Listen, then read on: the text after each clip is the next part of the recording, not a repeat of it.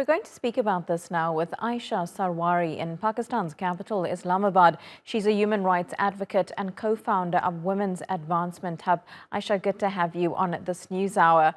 You have seen firsthand the devastating effects of climate change. You were on the ground helping those during the deadly floods in Pakistan last year. Why is it, though, that so often women and children are the worst affected in cases like these? I think the first thing we need to realize is countries like ours are actually a disaster zone to begin with. So we start with knowing that women and children are the last to get resources, they're last to get nutrition, they're last to get any sort of mental health protection, whether that means shelter, food, clothing, protection from trauma. They're sort of dispensable, more or less. And we need to recognize that any nation or any region that does not protect its most vulnerable will obviously then have this knock-on effect or cascading effect, or race to the bottom type thing.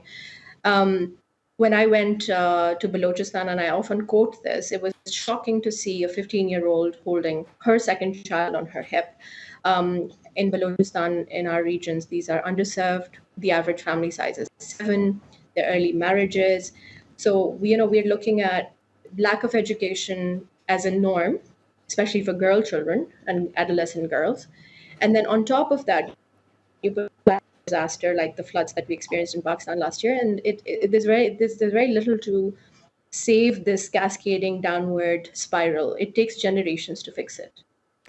And that really is the problem right now, because UNICEF says most of the children will be affected by climate-related disasters will be in Asia. So you're looking at China, India, Bangladesh, Pakistan, and the Philippines. So how do these countries even begin to prepare for something that feels like it's going to be in the future, but it's actually happening right now? Yes, if anyone tells you climate change is going to happen, we should prepare.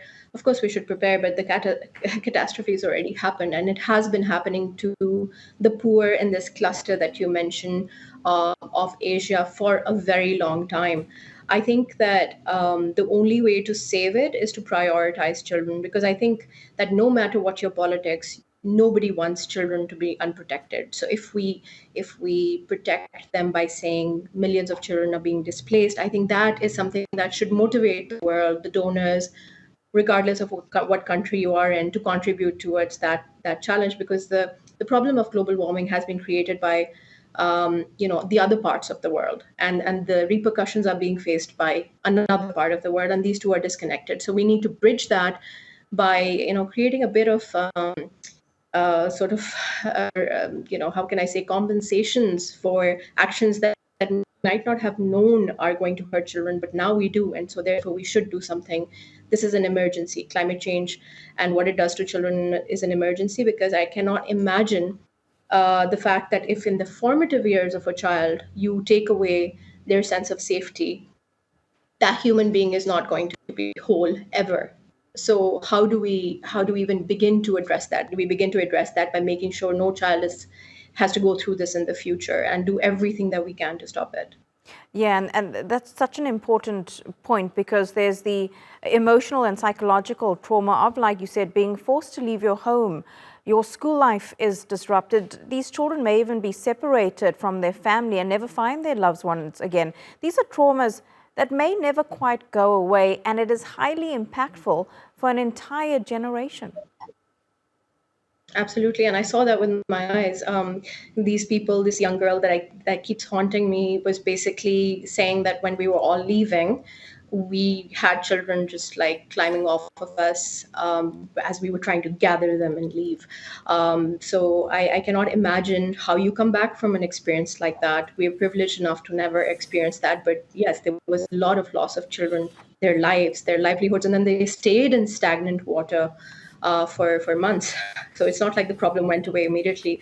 And now they're faced with drought, because we realize that food insecurity follows a disaster. So when a disaster happens, perhaps we focus too much on the disaster, but leave the cascading effects of hunger, poverty, malnutrition, crime that follows such a disaster. And those effects, of course, felt for years to come. Aisha Sarwari in Islamabad, good to speak to you. Thank you again for your time.